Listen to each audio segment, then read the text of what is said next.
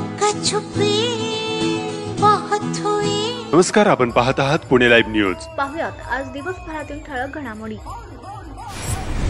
भव्य स्वागत कमानी, वाद्यांचा दणदणाट आणि हजारो गणेश भक्तांच्या उपस्थितीत बाप्पाला निरोप देण्यासाठी राजगुरुनगर आणि चाकण शहरातील रस्ते आणि विसर्जन घाट मंगळवारी दिनांक 17 सप्टेंबर 2024 रोजी गर्दीने फुलून गेले।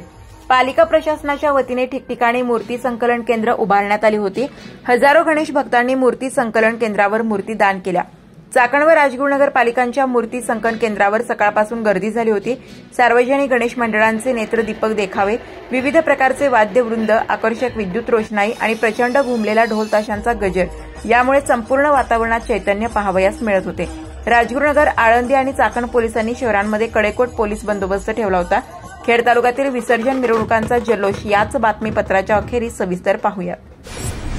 आळंदी येथे आरोपीच्या मोटार कारमधून पोलिसांनी देशी बनावटीचे पिस्तूल व एक जिवंत काडतूस जप्त केले आहे। ही कारवाई पिंपरी चिंचवड पोलिसांच्या गुन्हे शाखेच्या गुंडाविरोधी पथकाने केली आहे। या प्रकरणी पोलीस हवालदार प्रदीप पोटे यांनी पोलीस ठाण्यात फिर्यादी आहे। फिर्यादीवरून पोलिसांनी मयूर शंकर जाधव वय 32 राहणार कुरुळी तालुका खेड याच्या विरोधात गुन्हा दाखल केलाय। आरोपी याच्या पांढऱ्या रंगाच्या स्विफ्ट कारच्या डिक्कीमध्ये देशी बनावटीचे पिस्तूल व एक जिवंत काडतूस बेकायदेशीररित्या घेऊन फिरत होता। पोलिसांना याची माहिती पोलिसांना मिळताच पोलिसांनी कारवाई करत शस्त्र जप्त केले। खेड तालुक्यात यंदा सोयाबीनचे पीक जोमात आले आहे। शेंगा परिपक्व होऊन काढणी योग्य झाल्या आहेत। सोयाबीन पिकाच्या क्षेत्रात यंदा कमालीची वाढ झाली असून पावसाळ्यात खरीप हंगामातील मुख्य पीक असणाऱ्या भुईमूग आणि बाजरी पिकाचे क्षेत्र कमालीचे घटले आहे। ही पिके पावसाळ्यात नामशेष होण्याच्या मार्गावर आहेत। सोयाबीन पिकाने गेल्या 5-6 वर्षात बाजारभावाचे शतक गाठल्यामुळे सोयाबीन पीक घेण्याकडे शेतकऱ्यांचा कल वाढू लागला असून दुसरीकडे पावसाच्या लहरीपणामुळे आणि बाजारभावाचा उत्पादनात आलेल्या घटीने बटाटा पिकाचे क्षेत्र घटले गेले। सोयाबीन पिकाचे मोठ्या प्रमाणात उत्पादन वाढल्याने गेले 2 वर्षापासून 40-60 रुपये किलो दरम्यान बाजारभाव स्थिर राहिले। यंदा पावसाने वेळेवर हजेरी लावल्याने सोयाबीन जोमात आहे। कोरोनाच्या दुसऱ्या टप्प्यात ऑक्सिजनचा प्रचंड तुटवडा जाणवला होता। अखेर वाढत्या रुग्णसंख्येचा विचार करता प्रशासनाने उभारलेल्या कोविड सेंटरमध्ये ऑक्सिजन प्लांट उभे केले। राज्यभरात शासनाने तयार केलेल्या कोविड सेंटरसह ग्रामीण रुग्णालयात देखील खासगी कंपन्यांच्या सहकार्यातून असे ऑक्सिजन प्रकल्प उभारण्यात आले। लाखो रुपये खर्च करून तयार केलेले हे ऑक्सिजन प्लांट आता निकामी ठरण्याच्या मार्गावर आहेत। अडगडीत पडल्याने ही ऑक्सिजन निर्मिती करणारी यंत्रणा बाद होऊ लागली आहे। मात्र याकडे प्रशासनाचे सपशेल दुर्लक्ष होत आहे।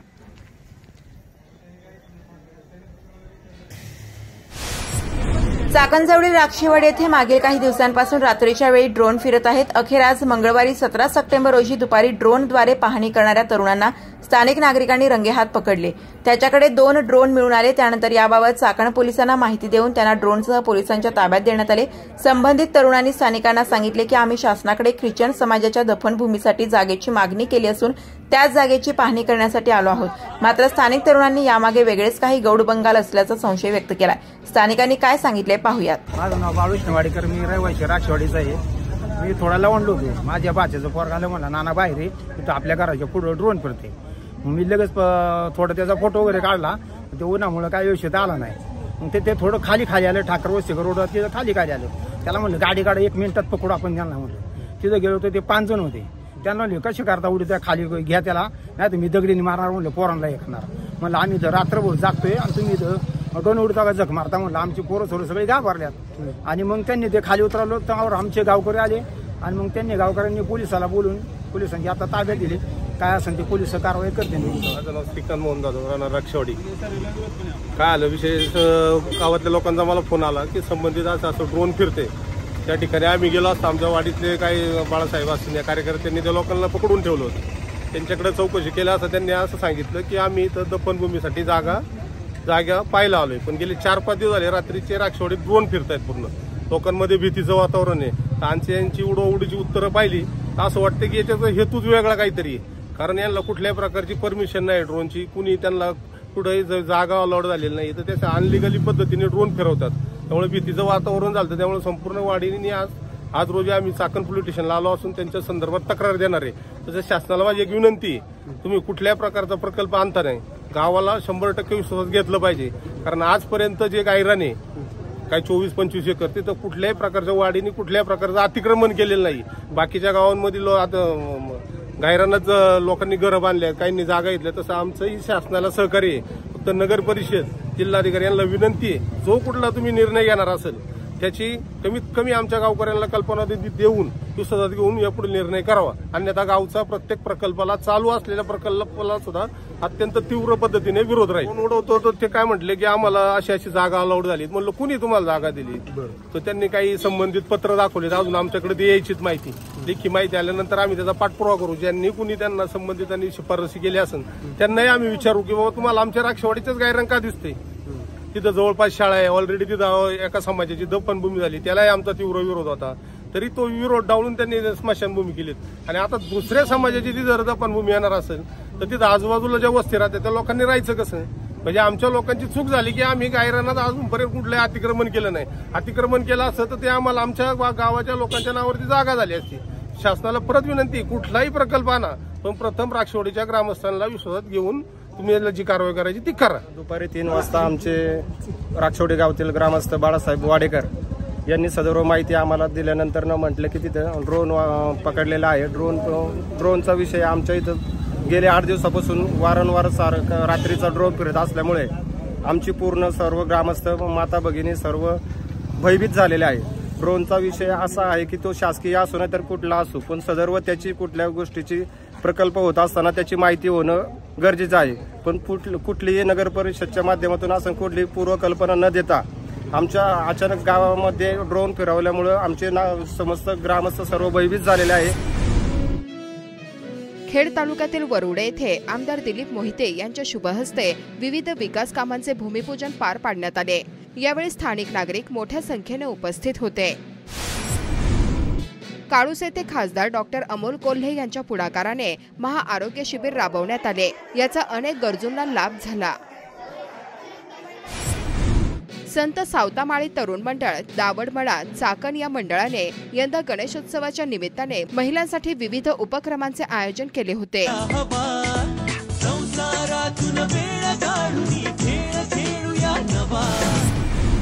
चाकण पोलीस ठाण्यातील गणेशाची भव्य मिरवणूक काढून विसर्जन करण्यात आले. या मिरवणुकीत पोलीस अधिकारी, कर्मचारी आणि महिला पोलिसांनी वाद्यवृंदांच्या तालावर ठेका धरला.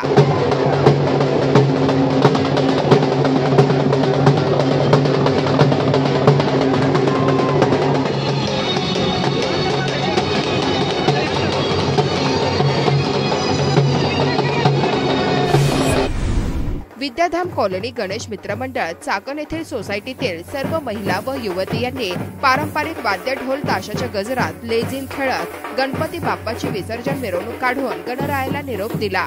यासाठी गेले 10 दिवस लेझीम पथक तयार करून याचे प्रशिक्षण जिल्हा परिषद मुख्याध्यापिका वसुंधरा कालेकर व शिक्षिका नंदेश्वरी गव्हाणे यांनी दिले होते.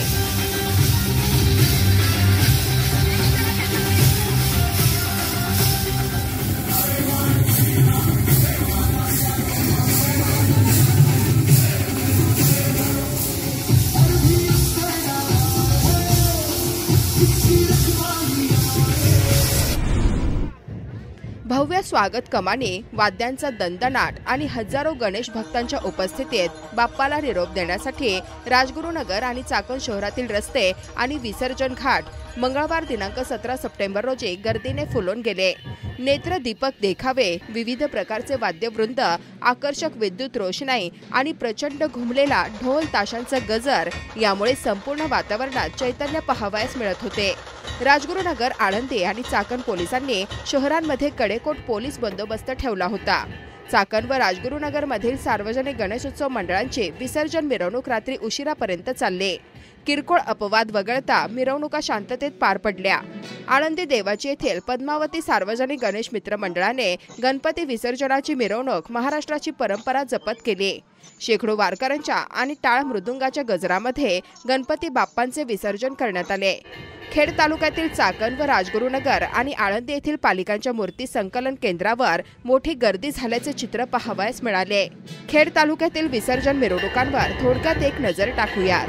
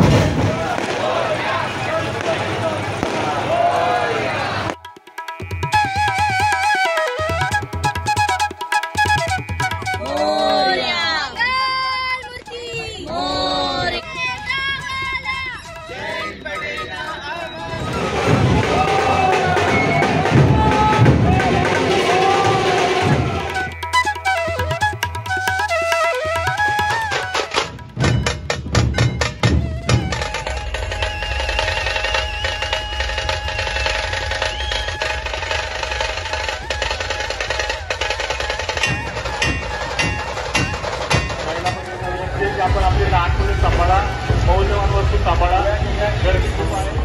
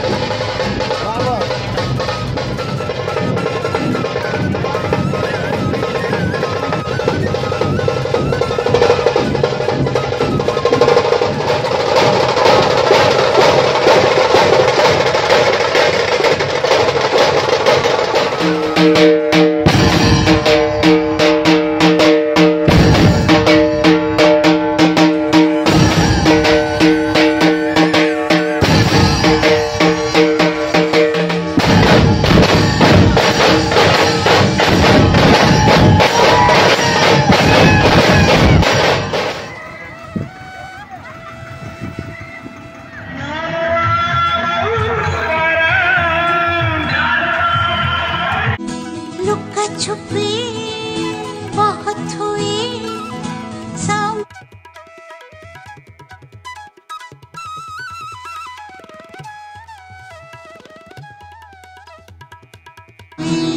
मुझे तेरी फिक्र धुंधला गई.